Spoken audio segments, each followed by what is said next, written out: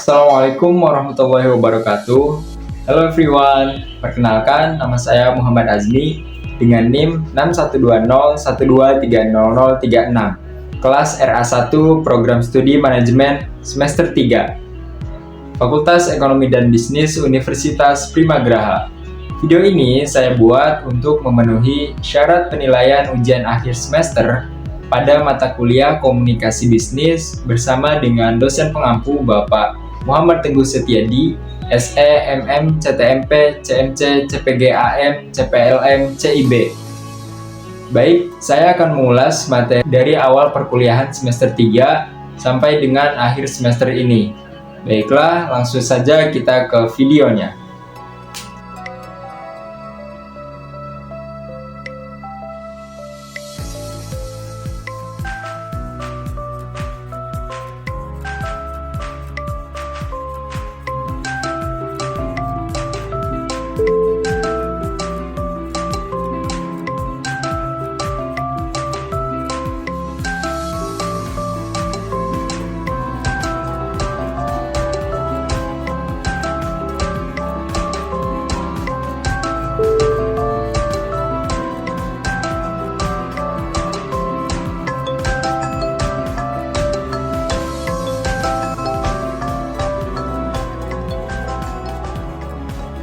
Nah, apa itu komunikasi bisnis?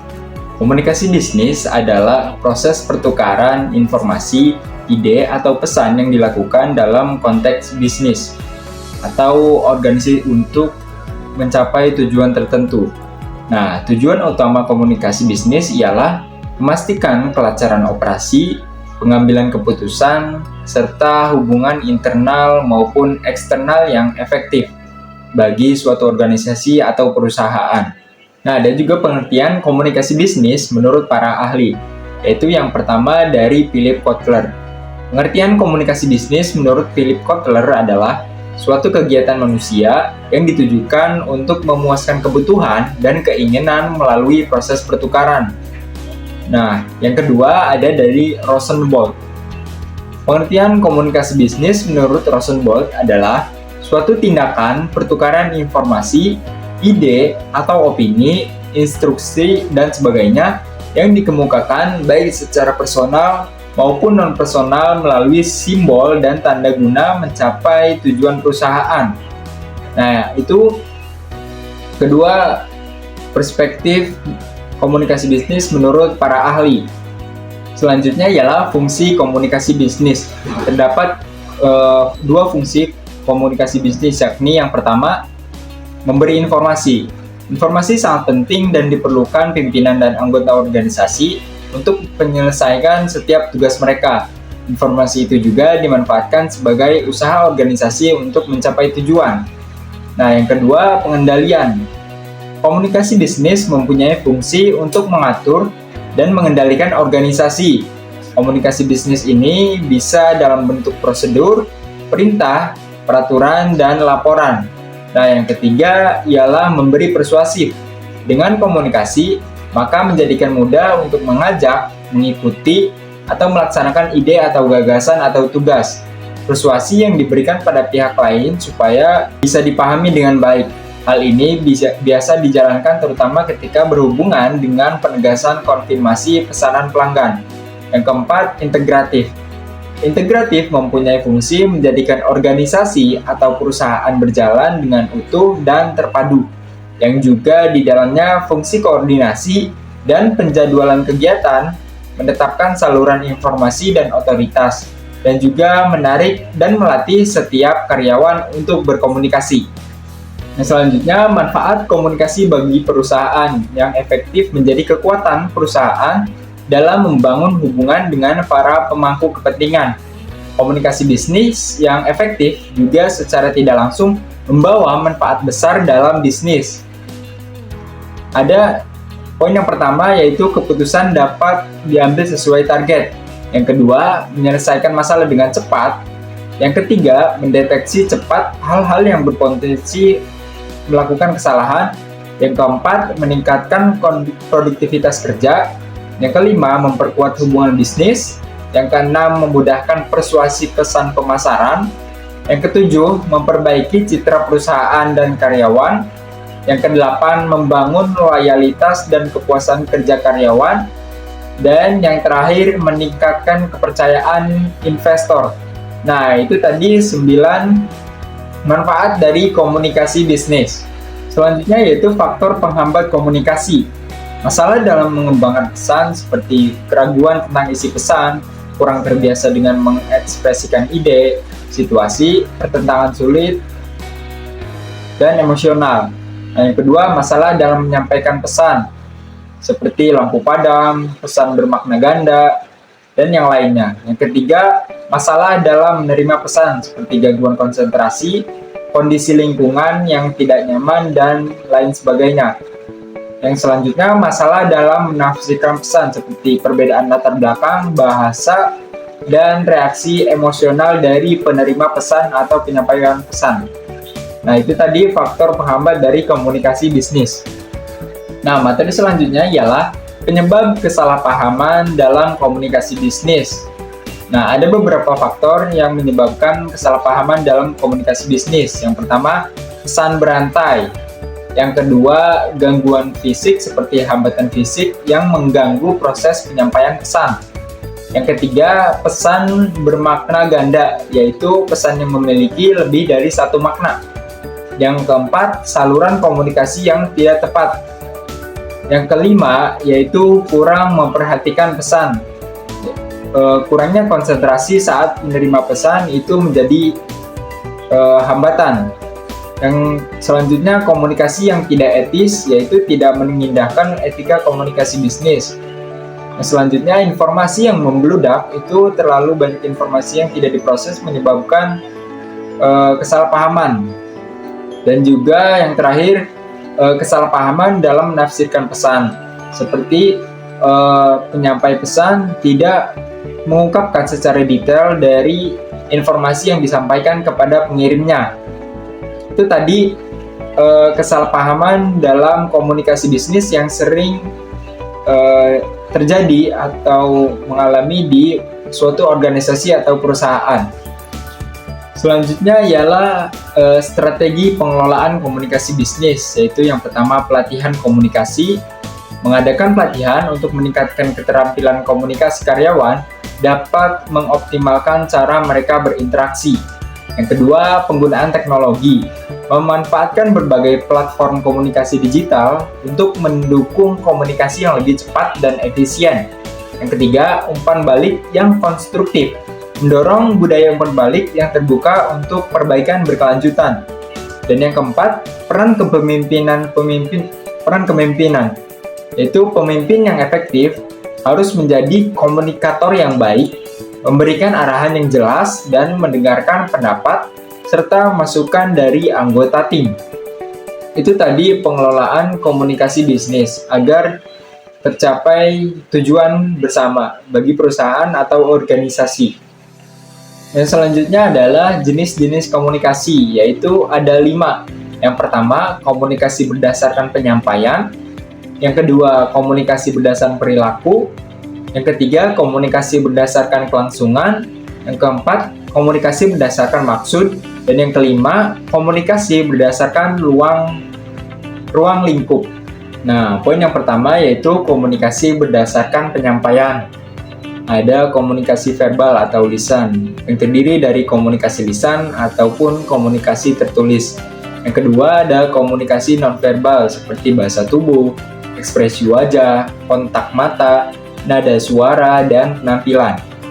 Yang kedua, komunikasi berdasarkan perilaku. Berdasarkan karakteristik dan cara penyampaiannya yaitu perilaku spontan, perilaku scripted, perilaku contrived, dan yang lainnya. Faktor-faktor yang mempengaruhi perilaku komunikasi yaitu ada motivasi, lingkungan sosial, dan juga kebutuhan manusia. Yang ketiga, komunikasi berdasarkan kelangsungannya.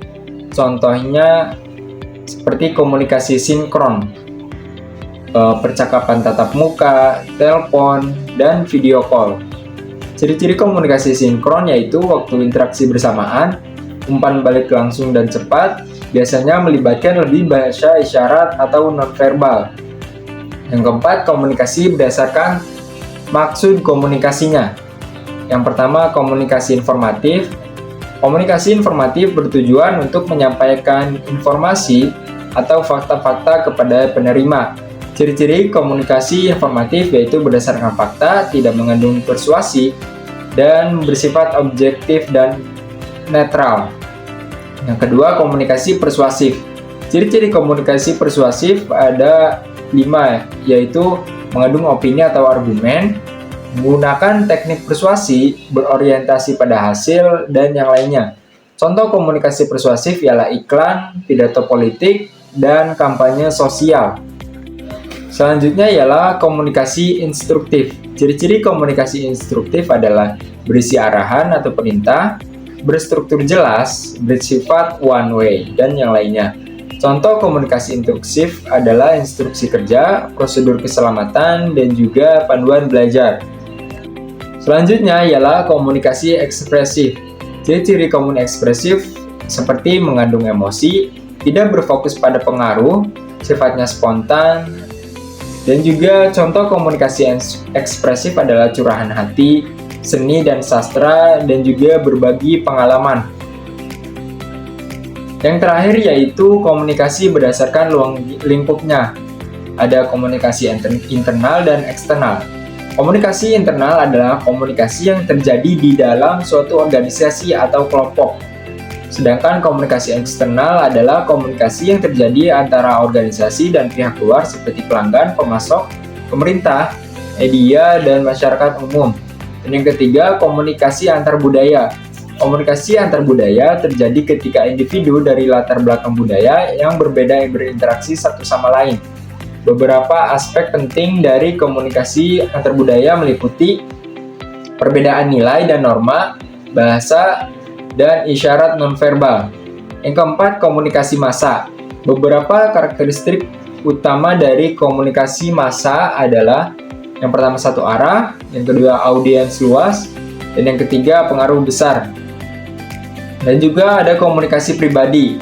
Beberapa bentuk komunikasi pribadi adalah percakapan santai, wawancara, telepon, dan juga video call di aplikasi digital.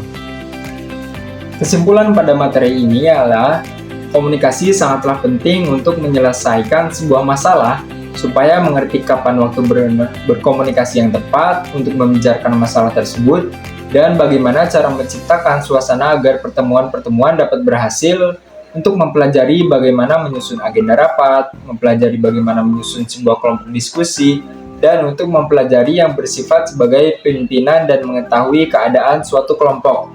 Materi yang selanjutnya adalah komunikasi antar budaya. Apa sih komunikasi antar budaya itu?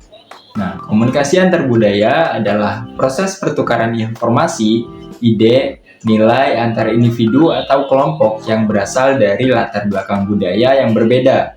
Proses ini melibatkan pemahaman dan penyesuaian terhadap perbedaan budaya yang ada. Komunikasi antar budaya tidak hanya terjadi dalam konteks verbal, tetapi juga nonverbal seperti bahasa isyarat, bahasa tubuh, ekspresi. Dan dalam komunikasi antar budaya, terdapat dua aspek yang penting yang perlu diperhatikan, yaitu konteks budaya dan juga gaya komunikasi. Konteks budaya merujuk pada latar belakang sosial, politik, dan ekonomi yang mempengaruhi cara orang berkomunikasi. Sementara itu, gaya komunikasi mencakup cara individu menyampaikan pesan, baik secara langsung maupun tidak langsung. Komunikasi antar budaya juga melibatkan kemampuan untuk mendengarkan dan memahami perspektif orang lain. Hal ini penting untuk menciptakan hubungan yang saling menghormati dan memahami. Nah, dalam konteks bisnis, misalnya komunikasi antar budaya yang efektif dapat meningkatkan kerjasama dan produktivitas tim yang terdiri dari individu dengan latar belakang budaya yang berbeda. Oleh karena itu, sebagai pemimpin, penguasaan komunikasi antar budaya menjadi keterampilan yang sangat berharga di dunia yang semakin terhubung ini. Mempelajari komunikasi antar budaya sangat penting karena dapat membantu individu untuk mengatasi kesalahpahaman yang terjadi akibat perbedaan budaya. Kesalahpahaman ini dapat muncul dari perbedaan dalam bahasa, nilai, dan norma yang dianut oleh masing-masing budaya. Dengan memahami komunikasi antar budaya, kita dapat mengembangkan keterampilan untuk beradaptasi dan berinteraksi dengan lebih baik, sehingga mengurangi potensi konflik. Nah, pemahaman yang mendalam tentang budaya dan komunikasi sangat penting untuk menciptakan hubungan yang harmonis dan produktif di era globalisasi ini. Dengan mengatasi hambatan-hambatan yang ada, kita dapat meningkatkan kerjasama dan menciptakan lingkungan yang lebih inklusif. Materi yang ketujuh ialah etika dan teknologi dalam komunikasi. Etika komunikasi adalah prinsip-prinsip moral yang mengatur perilaku komunikasi individu atau organisasi dalam berinteraksi dengan teknologi seperti internet, media sosial, email, dan konferensi video. Untuk berinteraksi dengan orang lain, etika ini bertujuan untuk memastikan komunikasi yang efektif, sopan, dan menghormati privasi orang lain. Selanjutnya ada prinsip etika komunikasi melalui teknologi. Yang pertama yaitu kebenaran dan akurasi. Nah, pastikan informasi yang disampaikan benar dan akurat, tidak ada kesalahpahaman antara penerima pesan dan pengirim pesan. Kesopanan dan hormat. Menggunakan bahasa yang sopan dan menghormati lawan bicara ketika kita berkomunikasi. Poin selanjutnya adalah privasi dan kerahasiaan. Kita dilarang membagikan informasi pribadi tanpa izin orang lain. Keterbukaan dan transparansi, yaitu menjelaskan tujuan dan maksud komunikasi yang ingin disampaikan. Selanjutnya ada etika komunikasi dalam media sosial. Nah, banyak yang terjadi saat ini ketika kita bermedia sosial, kita itu tidak mengenal etika. Nah, poin yang pertama yaitu jangan membagikan konten yang tidak pantas atau ilegal. Hindari cyberbullying dan pelecehan online. Seperti yang banyak kita ketahui, sekarang cyberbullying sangatlah marak dipertontonkan oleh konten-konten yang ditujukan kepada kita semua. Nah, poin yang ketiga yaitu jangan membagikan informasi pribadi orang lain tanpa izin. Selanjutnya, etika komunikasi dalam email. Etika komunikasi dalam email harus menggunakan subjek yang jelas dan relevan. Kita sebagai penulis pesan harus menghindari menggunakan bahasa yang tidak sopan atau kasar. Itu menjadi tolak ukur orang yang menerima email tersebut. Selanjutnya ialah etika komunikasi dalam konferensi video. Etika komunikasi dalam konferensi video adalah seperangkat prinsip moral yang mengatur perilaku komunikasi individu atau organisasi selama konferensi video untuk memastikan interaksi yang efektif, yaitu sebagai berikut. Yang pertama, memastikan koneksi internet stabil. Yang kedua, menggunakan perangkat yang memadai. Yang ketiga, menggunakan bahasa yang sopan dan menghormati privasi orang lain. Dan yang terakhir, memberikan kesempatan lawan bicara untuk berbicara. Selanjutnya ialah konsekuensi pelanggaran etika komunikasi. Yang pertama ada kehilangan kepercayaan. Pelanggaran etika komunikasi dapat menyebabkan kehilangan kepercayaan dari pihak orang lain kepada kita, baik individu maupun organisasi, seperti kerusakan reputasi. Pelanggaran etika dapat merusak reputasi seseorang atau organisasi, sehingga kita sulit untuk memulihkan kepercayaan tersebut. Poin yang selanjutnya ada konflik dan sengketa.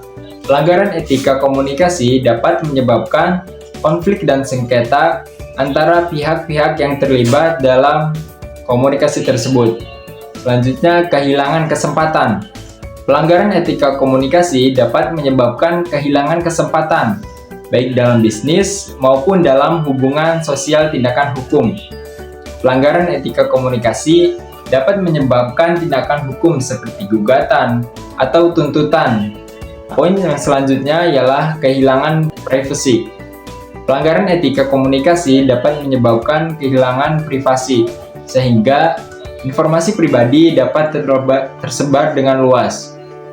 Nah, untuk dampak psikologisnya ialah seperti stres, kecemasan, dan depresi. Selanjutnya, etika komunikasi dalam penggunaan media sosial sangat penting untuk menciptakan interaksi yang sehat, efektif, dan bertanggung jawab di dunia digital. Etika sendiri adalah kajian tentang baik dan buruk perilaku manusia yang menjadi pedoman dalam bertindak, termasuk dalam komunikasi. Komunikasi baik di dunia nyata maupun di media sosial melibatkan interaksi antar individu yang memerlukan norma-norma untuk menjaga ketertiban dan keharmonisan. Media sosial sebagai platform yang memungkinkan komunikasi dan interaksi secara luas membutuhkan penerapan etika komunikasi, yaitu dengan memahami dan menerapkan etika komunikasi yang baik di dunia nyata maupun di media sosial, kita dapat menciptakan lingkungan komunikasi yang baik, sehat, harmonis, dan bermanfaat bagi semua pihak. Nah, materi selanjutnya ialah pusat bisnis dan surat bisnis. Pusat bisnis atau distrik bisnis adalah kawasan di sebuah kota yang didedikasikan untuk aktivitas bisnis dan komersial. Fungsi utamanya ialah meliputi menjadi tempat berkumpulnya perkantoran, bank, pusat perbelanjaan, hotel, dan restoran. Contohnya kalau di kota Serang yaitu alun-alun, Ramayana Serang, dan juga yang lainnya. Lokasi strategis dengan akses mudah dan infrastruktur yang memadai membuat pusat bisnis menjadi pusat kegiatan ekonomi kota, tempat banyaknya transaksi bisnis dan perdagangan terjadi. Selain itu, pusat bisnis menjadi tempat yang ideal untuk berinovasi dan membangun jaringan profesional dalam lingkungan yang dinamis dan penuh aktivitas.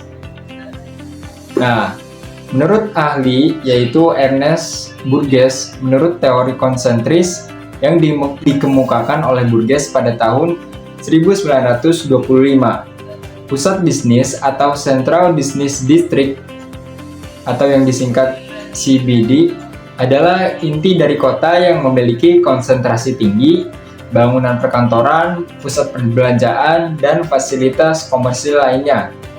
Selanjutnya ialah surat bisnis. Surat bisnis adalah jenis surat yang memiliki fungsi sebagai alat komunikasi tertulis untuk berbagai tujuan bisnis dan dunia kerja. Tujuannya pun bermacam-macam, mulai dari undangan, kesepakatan informasi, pernyataan, dan juga yang lain-lainnya. Jenis-jenis surat bisnis. Surat-surat bisnis terbagi menjadi dua bagian, yaitu formal dan informal. Tujuan dari surat bisnis adalah yang pertama menyampaikan informasi, yaitu surat bisnis digunakan untuk memberikan informasi penting kepada pihak lain. Contohnya seperti laporan, pengumuman, atau berita terbaru terkait dengan perusahaan. Poin yang kedua adalah menjalin kerjasama. Manfaat surat bisnis dalam menjalin kerjasama yaitu surat ini sering digunakan untuk menjalin atau memperkuat hubungan kerjasama antara perusahaan, klien, atau pemangku kepentingan lainnya. Yang ketiga ada permintaan dan penawaran. Manfaat dari surat bisnis dalam permintaan dan penawaran ialah surat bisnis berfungsi untuk mengajukan permintaan dan penawaran produk dan jasa baik dari pihak penjual maupun pembeli. Manfaat surat bisnis dalam pernyataan resmi juga, surat bisnis dapat digunakan untuk menyampaikan pernyataan resmi seperti keputusan perusahaan yang memang itu krusial dan harus ditulis menjadi surat bisnis, dan juga kebijakan baru atau klarifikasi mengenai suatu isu di dalam perusahaan. Selanjutnya ialah dokumentasi. Surat bisnis berfungsi sebagai bukti tertulis yang otentik yang dapat digunakan untuk referensi di masa yang akan mendatang, seperti dalam perjanjian atau kontrak bisnis. Manfaat yang selanjutnya ialah menjaga hubungan pelanggan. Surat bisnis juga berperan dalam menjaga hubungan baik dengan pelanggan, misalnya melalui ucapan terima kasih atau penawaran khusus. Poin yang selanjutnya ada bentuk surat bisnis, yaitu mencakup yang pertama, kepala surat atau letterhead, yang berisi nama perusahaan, alamat lengkap perusahaan, nomor telepon atau email, dan juga logo perusahaan. Itu kepala surat yang harus diisi oleh pengirim surat. Yang kedua ialah tanggal penulisan surat. Yang ketiga ialah alamat penerima, seperti nama penerima, jabatan, dan juga alamat perusahaan penerima. Dan juga ada salam pembuka, contohnya yaitu yang terhormat Bapak atau Ibu, dan kurung nama penerima. Yang kelima yaitu isi surat, yaitu paragraf pembuka penyampaian tujuan surat yang akan diterima oleh penerima surat, yang mencakup paragraf inti, yaitu menjelaskan informasi atau permintaan secara terperinci, dan juga paragraf penutup, menyimpulkan dan menyampaikan harapan atau tindakan selanjutnya. Dan yang terakhir ialah salam penutup, contohnya hormat kami atau salam sukses. Dan juga tidak lupa yaitu tanda tangan dari pengirim surat. Materi yang selanjutnya ialah proposal bisnis. Nah, apa itu proposal bisnis? Proposal bisnis adalah sebuah dokumen yang berisi rencana atau usulan yang disusun secara sistematis untuk mencapai tujuan tertentu. Proposal seringkali digunakan untuk mengajukan ide, rencana, atau proyek kepada pihak yang berwenang, baik itu individu, organisasi, maupun lembaga. Nah, dalam dunia akademik, proposal umumnya diajukan oleh mahasiswa atau peneliti untuk mendapatkan persetujuan atau pendanaan untuk penelitian atau karya ilmiah. Nah, sedangkan dalam dunia bisnis atau organisasi, proposal digunakan untuk mengajukan proyek, kerjasama, atau pendanaan. Nah, juga ada manfaat dari proposal bisnis, yaitu yang pertama, menjadi rencana yang mengarahkan panitia dalam melaksanakan kegiatan tersebut. Yang kedua, yaitu proposal digunakan sebagai pegangan pelaksanaan, sehingga acara atau kegiatan tersebut dapat berjalan dengan baik dan sistematis sesuai dengan rencana dan tujuan dari acara tersebut memperoleh hasil yang diharapkan. Yang ketiga yaitu menjelaskan secara tidak langsung kepada pihak-pihak tertentu yang ingin mengetahui kegiatan tersebut.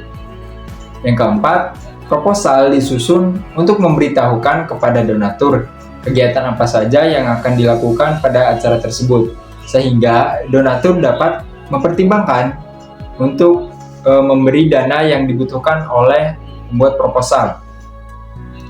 Yang kelima yaitu untuk meyakinkan para donatur atau sponsor agar mereka memberikan dukungan material maupun finansial dalam mewujudkan kegiatan yang telah direncanakan oleh pengirim proposal.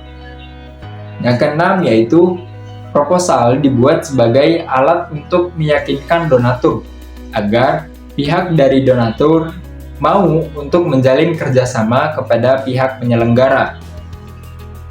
Yang ketujuh, sebagai gambaran awal sebuah kegiatan, donatur bisa melihat bagaimana prospek kegiatan ini agar tidak rugi dalam memberikan material atau finansial. Yang ke-8 yaitu sebagai alat untuk memperoleh persetujuan dari pihak berwenang. Yang ke-9, proposal digunakan untuk sebagai usulan atau perjanjian untuk melegalkan suatu kegiatan, sehingga perlu mendapatkan persetujuan terlebih dahulu dari pihak yang berwenang. Contohnya, ketika kita membuat suatu kegiatan atau acara di lingkupnya di kampung, yaitu kita harus membuat perizinan proposal kepada RT, RW, dan juga kepala desa di wilayah tersebut. Selanjutnya yang ke-11 yaitu sebagai alat pengontrol jalannya kegiatan. Yang ke-12 yaitu proposal digunakan sebagai pegangan pelaksanaan setiap tahapan kegiatan. Jadi sistematis kegiatannya akan terstruktur oleh proposal itu.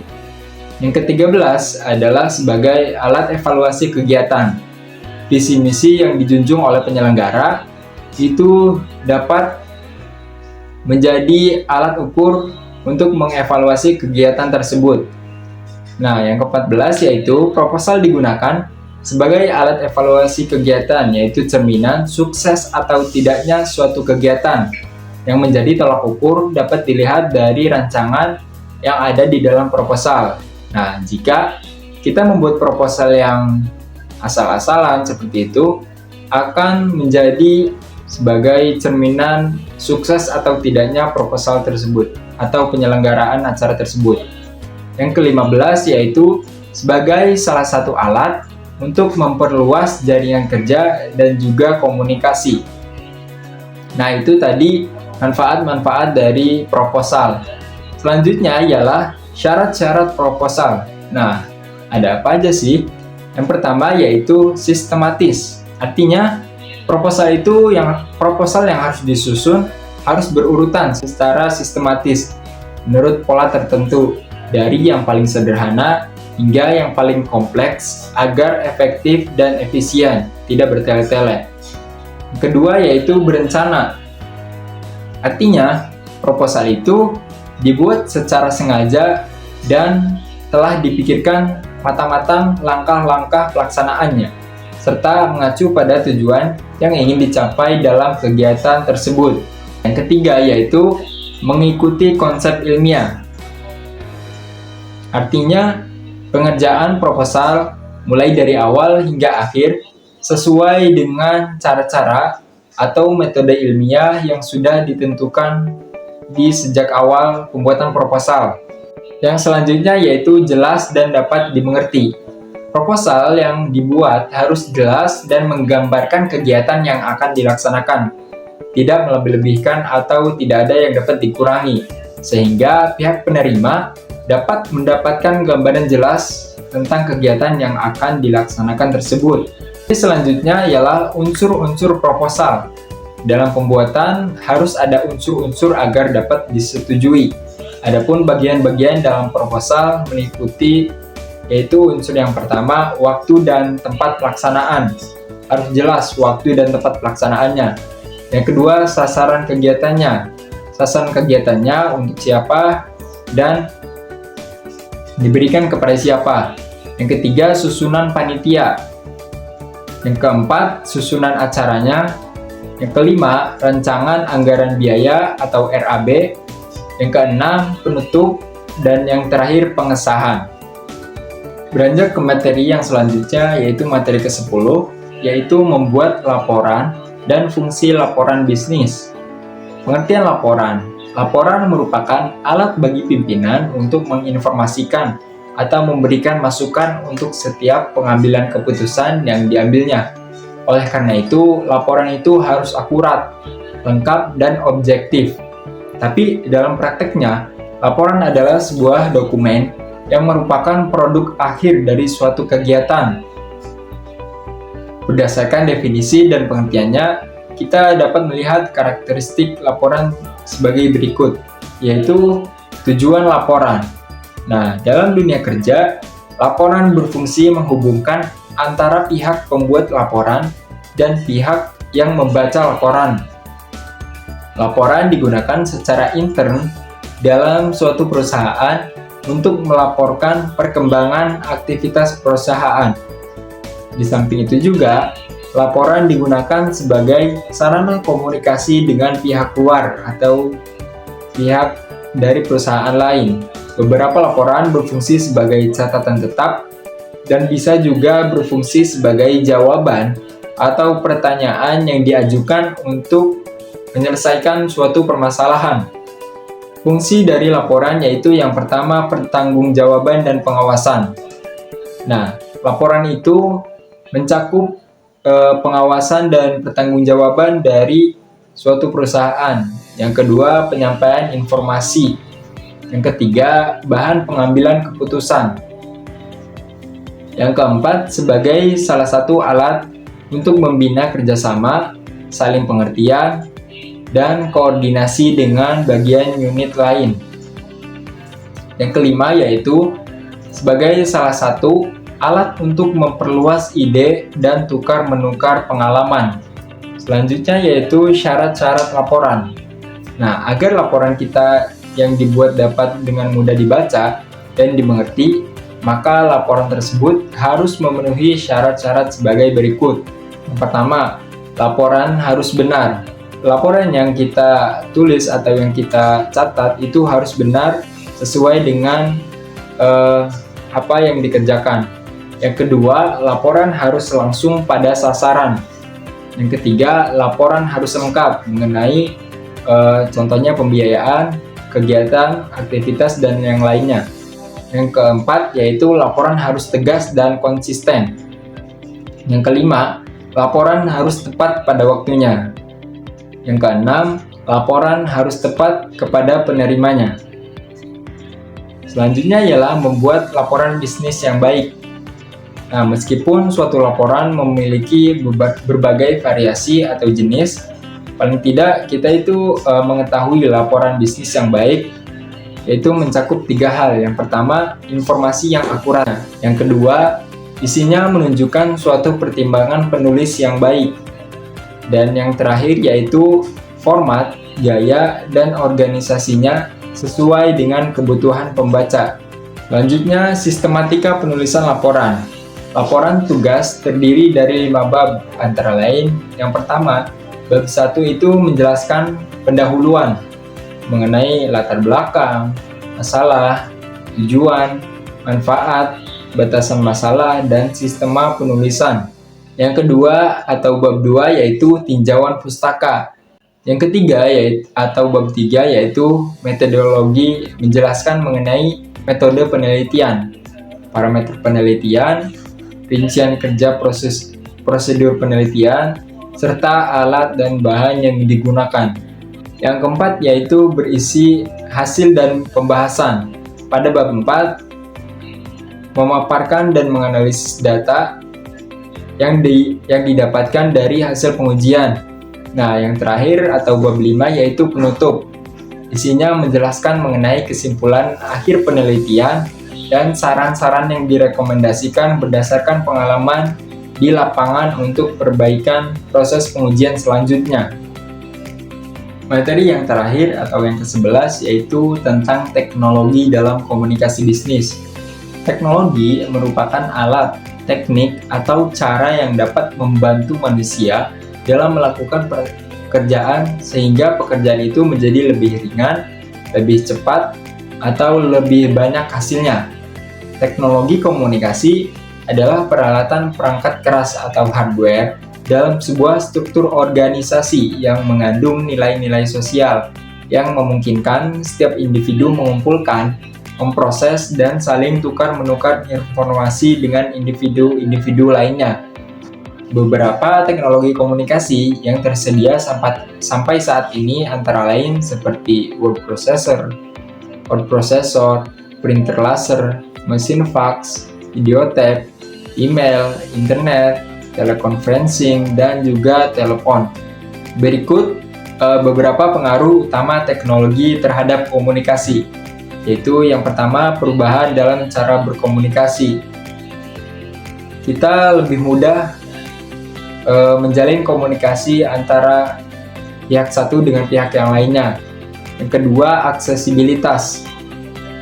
Komunikasi menjadi lebih mudah dan cepat. Kita bisa mengirim pesan, video call, atau bahkan konferensi video dengan orang di belahan dunia lain. Yang ketiga, media baru. Munculnya berbagai platform seperti media sosial, aplikasi, pesan instan, dan email telah mengubah cara kita berinteraksi dengan lebih mudah dan lebih cepat.